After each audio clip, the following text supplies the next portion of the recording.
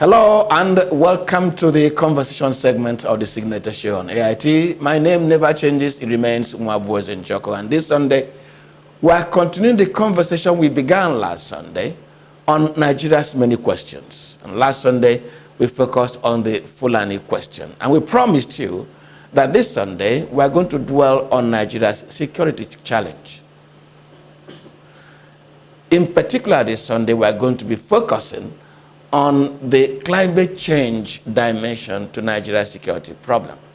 But are you conscious that indeed, not in mere words and sentimental romance, that climate change is a very existential challenge confronting Nigeria? Maybe you think it's the preoccupation of politicians and academics, but in the course of this conversation this Sunday, you get to know the reality of it and the severity of it. And I have as my guest Honorable Sam Onuigbo. Honorable Sam Onuigbo is APC member representing Ikwano, Umuahia North, Umuahia South in the Nigerian House of Representatives. Honorable Onuigbo, you're welcome to the conversation. Thank you very much indeed. You get to meet people. Do they take you seriously when you talk about climate change as a major global and now a Nigerian challenge? The answer is yes and no. Initially, in the 8th Assembly, when I was appointed to chair the House Committee on Climate Change, one of the first challenges that I had was how to create enough awareness that this indeed is real and this indeed is a huge challenge. And also that this involves a lot of security problems. But I can say that over time, with awareness campaign and with people getting involved, and with the help of television, radio, newspapers, and social media, I think a lot of people indeed have come on board, to the fact that, look, this is a real existential problem that is global in nature and not just narrowed down to Nigeria. So from that angle, I can say yes and no. Initially, it was difficult, but right now, I think very many people are coming on board. They know now it's a serious problem. Now, no matter how hard you work to get the people to know, for you to achieve something substantial, the executive must come on board and be able to appropriate money to tackle whatever dimensions that this shows itself. Is the executive reasoning with you that climate change is part of Nigeria's big security challenge? Again, I'm going back to my initial response, which is, well, yes and no, because we must acknowledge Mr. President, President Muhammadu Buhari, GCFR, in his inaugural address, talked about climate change. And when I was appointed a chairman, I followed it with that zeal, to pursue this in line with the president's inaugural address. It was a bit difficult because you even had a challenge of jurisdictional challenge of, what is it again you are saying about climate change? It has nothing to do with what we are discussing. And consequently, not enough money was appropriated for it. So when we faced the challenge and pushed it forward and created that awareness, and of course spoke to, by then, the Minister of Budget Planning, Senator Dodoma, and all that, we had a meeting with them, and the current Minister now of Finance, who was the Minister of State. So we were able initially to push it through and to get to a point where, well, what I could call substantial, that's in comparative terms, was budgeted. But like I said about the swinging kind of approach to national issues, subsequent years, it dropped for inexplicable reasons.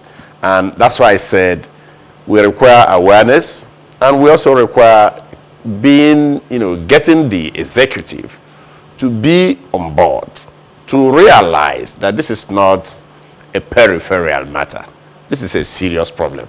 So I am very hopeful that we'll be able to convince everyone, apart from the executive, even the legislature, so that strength is there. And if we have all hands on deck, I'm sure we'll be able to, one, identify that this is a serious problem, and then two, be able to tackle it accordingly before it becomes too late. If it's not becoming late. Now, before this conversation began, Yes. in our banter, you did mention that even the United Nations was conscious of this, the link between climate change and security, Yes. as far back as 2008, 2009. In your interaction with other committee members and governments at all levels, are they seeing the finger of climate change in our own security challenge? You see, there's a little bit of a challenge, because when people discuss these things, and some of them don't discuss it from an informed angle, informed level, they tend to mischaracterize it. And in the process of mischaracterization, you either lose your logic or your focus, and then you get a wrong outcome. But I think what is important is the awareness and the buy-in. Yes, I did mention to you that the implications of climate change on security is wide and threatening.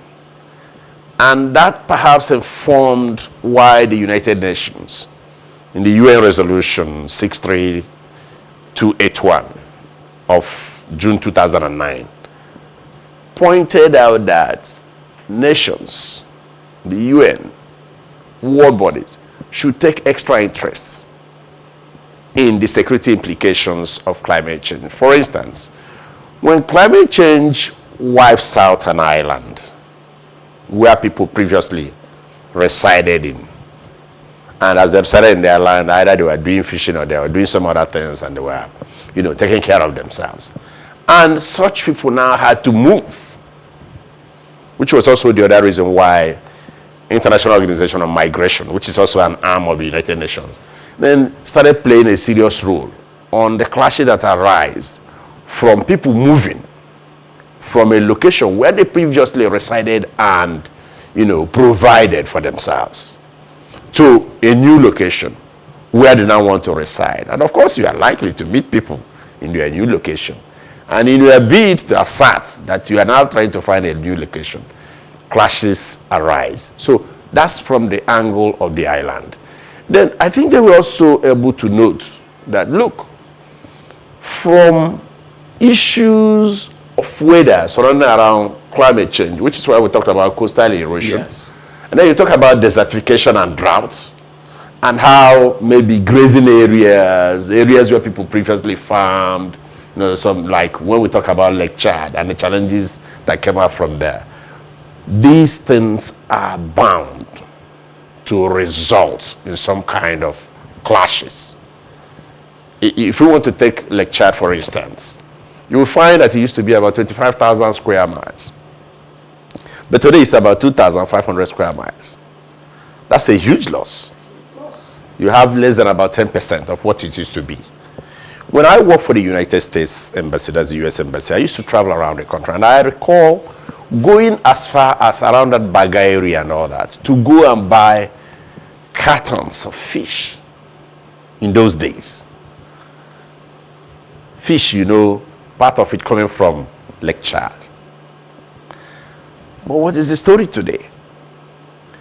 People who previously depended on Lake Chad, well over 30-40 million people, either for fishing, animal husbandry, or agriculture, farming. They no longer have the environment within which to operate.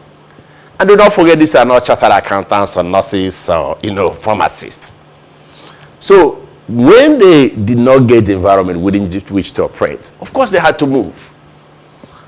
And some of them flowed into the cities where they did not have the skills with which to survive. And the next thing, they became murder weapons. And they were easily hired to cause trouble. So gradually, you see these kind of problems arise and then transform into something else.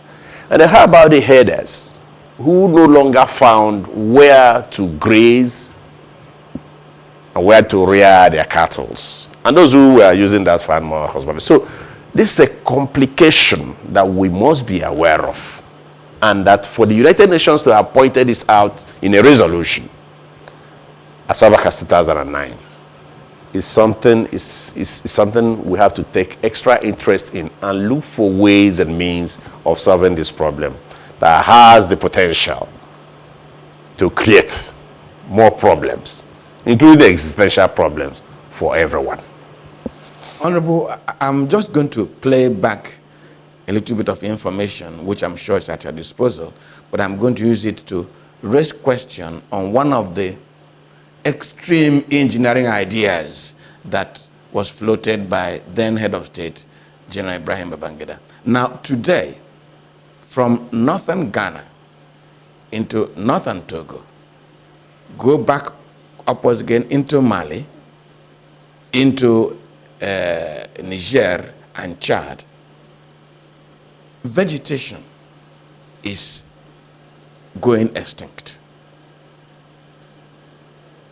Where people used to have little woodlands that protected the grasslands, they are all gone. And so, let me be ethnic specific, the Fulani herder is forced by that circumstance to move to where there is water and where there is grass, fodder for his animal. It's a survival move. In consequence, every day we hear stories of clashes. Those are stories, those are numbers: 100 killed, 50 murdered. In 1986 or 87, General Ibrahim Babangida had floated an idea of moving water, excess water, from the Congo River back into Lake Chad as a means of preventing what we're experiencing today. That was extreme thought. Are there any thoughts? Are there any suggestions? Are there any models you are playing around with, you are suggesting that is available to you to say, look, as a nation, as Africa's biggest nation, to stem this danger, we ought to take this extreme measure? Are you thinking that way? Well, thank you very much. It's nice that you are putting this information out there to see how far back a thought was pushed forward on what to do to preserve Lake Chad and prevent the kind of situation that we're having today. But on the issue of what is happening, from northern Ghana going down to Togo, Niger, Chad, and then the area they call it around the Sahel region. The world is conscious of that. And I'm telling you that the AU came up with an idea, and they're being supported by other international organizations, and that's how we got the Great Green Wall, project. And the Great Green Wall is intended to provide trees, hold back desertification that is raising down, this fire and causing drought and all these other problems for people who are farming or rearing their cattle and all that. So that thought is there on how to really arrest that. I think one of the things we are thinking about now is how much money is set aside for this exercise, and how judiciously, how prudently is the money being managed. Because it's one thing to set X amount aside. In fact, in the recent budget, I think they increased the budget for the Great Green Wall because everyone is conscious of that. So from what you just described, almost everyone is aware. But I also know that you mentioned the other side about, we're talking about headers. Are they just headers, or are they other people taking advantage of what is either happening in Libya or the small arms that are moving from one place, to other, and then create problems, down the line? So, from your question, yes, there was a thought then by President Ibrahim Babangida. There is also a thought and a plan now by President Muhammadu Buhari, GCFR, because, on several occasions and at different fora, he has canvassed the idea of recharging Lake Chad, taking water from, Congo River. And that is on, except that it's absolutely extremely expensive, running into several billions of dollars. So, but the fact that the idea is there and that we realize the enormity, the gravity of the security challenges that we're having, and of course, the disruption that the drying up of Lake Chad is causing to the means of livelihood of people around that region and around the country, and in fact, around the countries that border Lake Chad, not just Nigeria.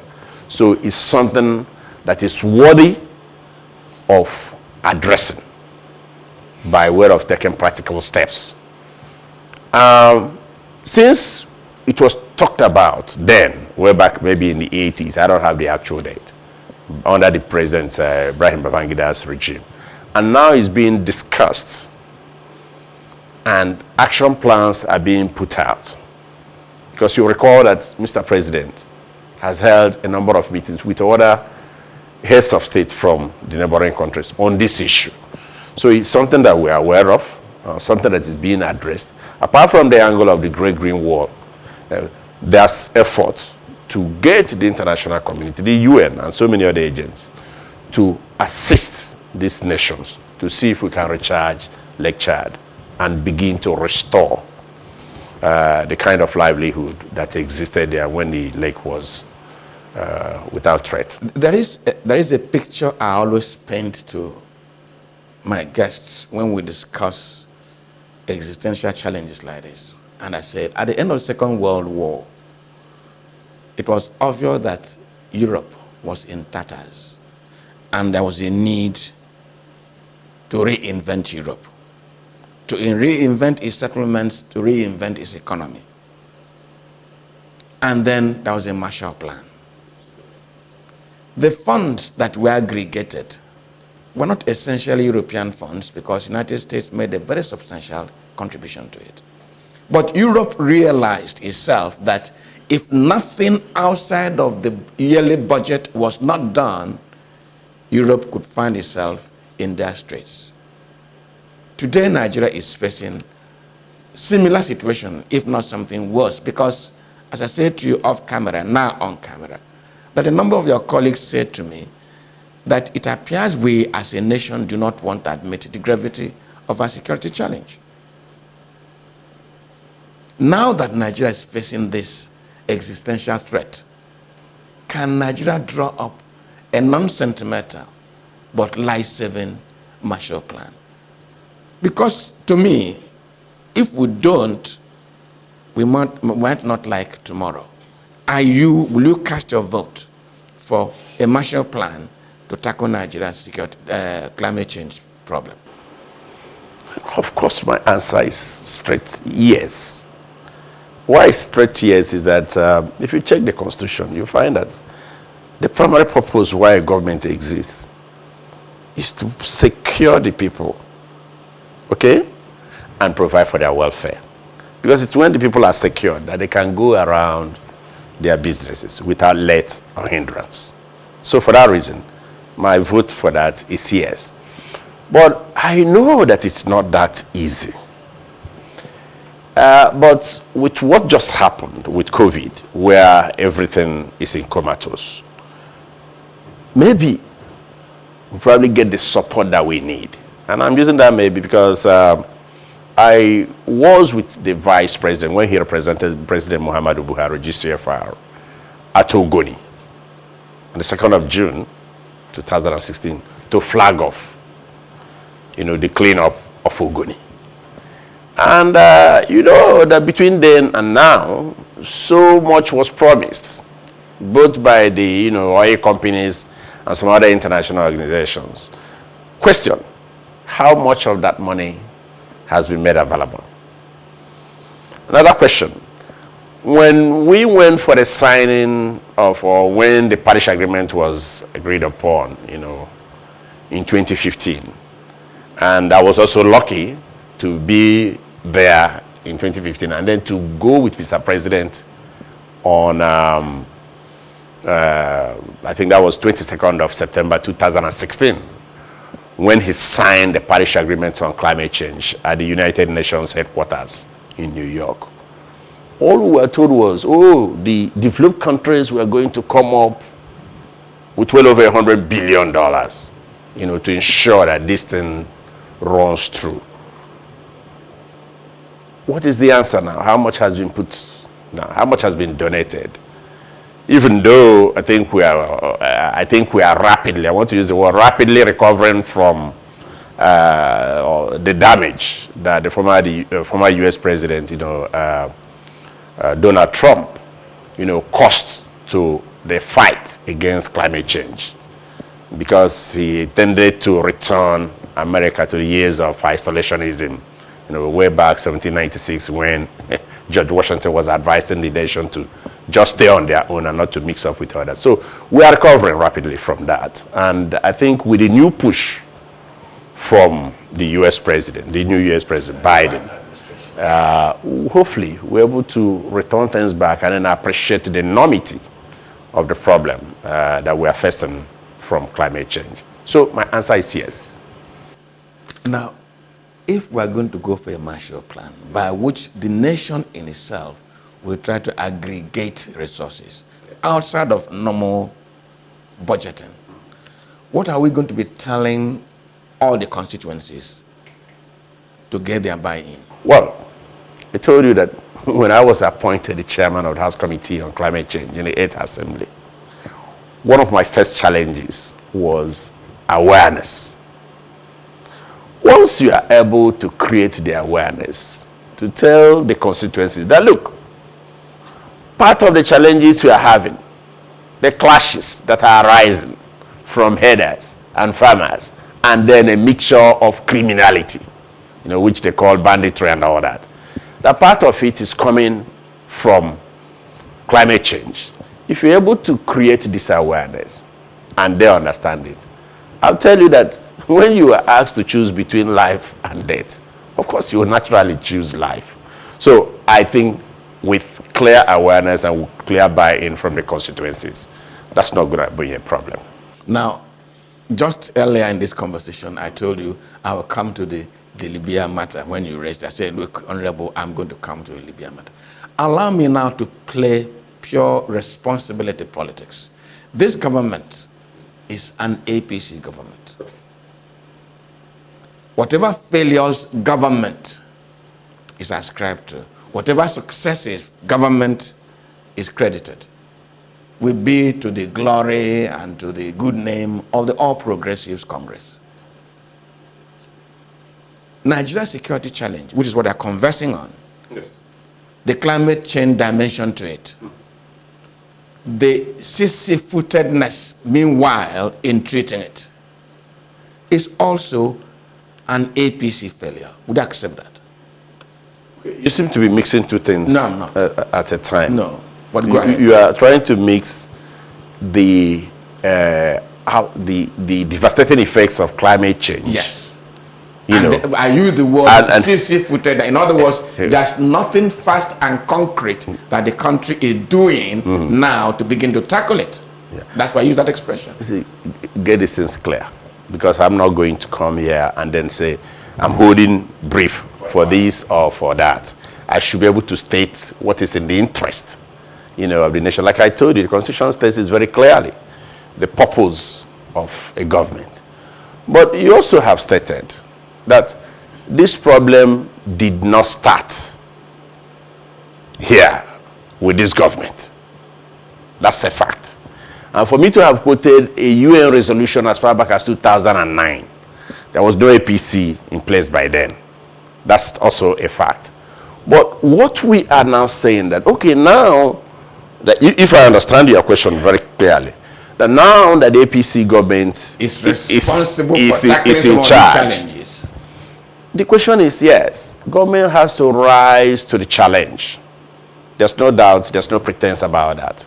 Government has to rise to the challenge so as to address, so as to be able to accommodate that constitutional provision that, look, the purpose, the primary purpose why a government state exists is the security and welfare of the people. So the government is trying. And that's perhaps why, Mr. President, after listening to resolutions from the National Assembly, both Senate and the House of Representatives, and pleas from other, personalities within the country, the Governors Forum and the rest of them. And then the President now realized, okay, look, let's continue to look for ways and means of addressing this by changing the service chiefs. I think it's a step in the right direction. And of course, it's been applauded by Nigerians. But we should also go further down to look out for the criminal aspect of what is going on, so that it is not, just addressed as others, farmers, clashes. We have to identify the criminal elements and address that and treat them as criminals, so that we do not mix up things. That's why I'm talking about proper characterization and streamline of issues as they are. We have to identify the criminal elements and deal with them, because security is number one. That's why when you ask whether, constituencies are likely to accommodate aggregating significant sums of money for addressing climate change, and I said, look, how do you choose between life and death? So we have to address those things so as to be able to move this nation forward. Look, let me tell you, when I was growing up, when I was in school in the 70s, around where you have Michael Okpara University of Agriculture, Munike now, I lived in that premises. I know that in my life, I don't sleep much. I've been listening to news and staying awake for a very, very long time. So in those days, whenever I woke up about 4 or 5, you will hear the footsteps of cattle along the third road, where they were moving from Umuahia to either Kotekmini or walking down to Calabar. By then, nobody found situations where cattle, veered off instead of following them and then started entering into people's farms.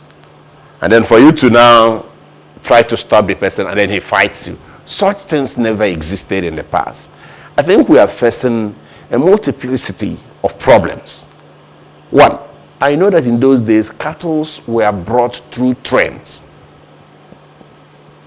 from Maiduguri, from Kano, wherever, and they would stop them at the major points where they had to stop them, whether it was at Enugu, or whether it was at Umuahia, whether it was at Aba, or whether it was in Port Harcourt. If they stopped in Umuahia, they would either walk to Owerri or they walk to Kotekmini and walk to Calabar.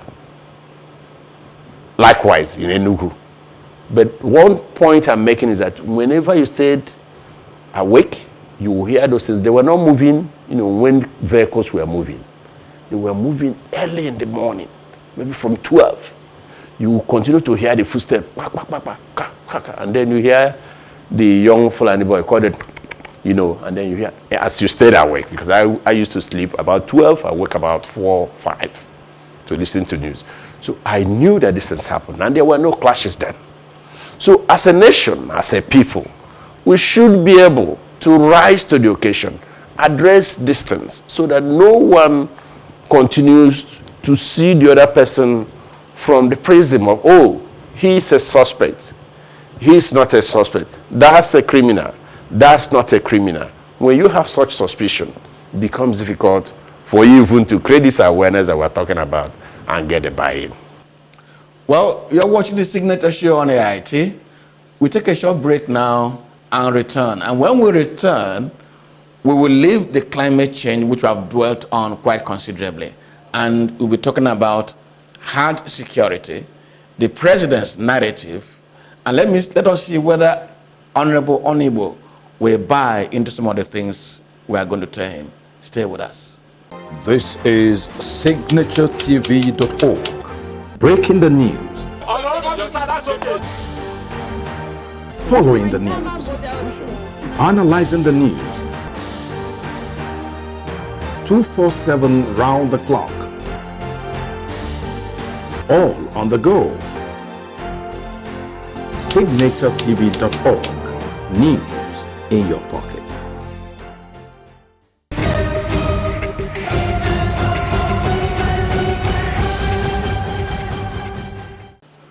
Well, let me welcome you back. I'm still conversing with Honorable Sam Onuigbo, who is steeped in the matter of climate change, both nationally and internationally. And Honorable Sam Onuigbo, of course, I told you at the beginning, is APC Abia State representing Ikwano Umuahia, North Umuahia South Federal Constituency of Abia State.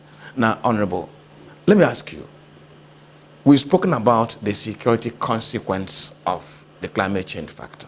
Absolutely. We have also spoken about trying to create a Marshall Plan. But this, both the climate change and its consequence of security, or insecurity indeed, affects vast areas of this country, virtually all parts of this country. What should be the level of cooperation and collaboration between the state governments and the federal government in trying to create a model to tackle this challenge?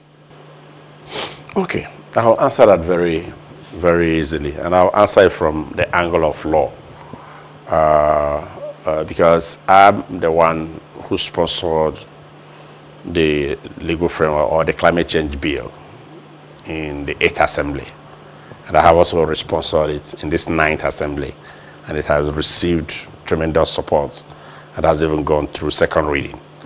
So let me give you an idea of what is contained in that. In that bill, what we call the National Council on Climate Change, what we propose and what we hope we go through and get presidential assent, is that National Council on Climate Change will comprise critical segments of the society, from federal to local government. It will be chaired by Mr. President. They probably meet maybe every quarter or once in 6 weeks, depending on how convenient it is for him. It will comprise ministers from critical ministries. And of course, from our conversation here, it's obvious that climate change cuts across. That's what I said before. The need for awareness, the need for buy-in. So if you start from maybe Ministry of Environment, Ministry of Agriculture, Petroleum, Finance, solid minerals, going down the women affairs. Of course, some people challenge me on why I included women affairs. And when I explain to them how women are strongly impacted and why Ministry of Health is there, the number of persons today as we speak, the latest report I think I read, is that close to 8 million persons die per annum from the effects of climate change. And that's quite a high number. So Ministry of Health, Finance, the CBN governor, the National Security Advisor. In fact, somebody also challenged me on that, but then eventually they came to understand that, look, you need the National Security Advisor to play a role because of the security implications. And of course, we went down to chairman of the Governors Forum, the president of Algon, the civil society, organized private sector, and the youth. So when you look at these people participating, if by the time the bill goes through and receives presidential assent, you now discover that everyone is captured. And the essence of capturing everyone, or every segment, critical segment of the society, is for us to have some kind of collaboration. So from that angle, I'm trying to answer your question that this is going to be an easy thing. I think one of the challenges we have had, and indeed a very strong and profound challenge, is that there's no legal framework for tackling climate change in the country. This second effort, by the grace of God, that I'm making alongside the support of the Speaker, Femi Gbajabiamila, and so many other persons. And of course, we are now beginning to receive positive signals from, some of the ministries.